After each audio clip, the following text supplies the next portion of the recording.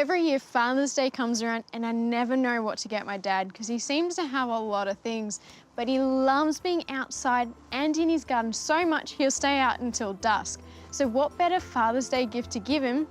Garden lights. I have picked out these Holman garden lights which tick a few boxes for my dad right away, and the garden light controller is the key to this garden light party. Installation process is extremely easy because you can simply add and remove lights to the cables. Plug and socket safety system means there's no electrician required for installation. It syncs to your smartphone through the Holman app via Bluetooth. You can then control the light intensity, runtime, and with the RGB lights you can even choose the colour you desire.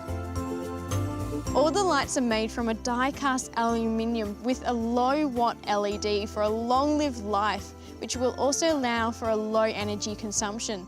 They have a high waterproof IP67 rating, which is extremely important, making them a great DIY for Dad.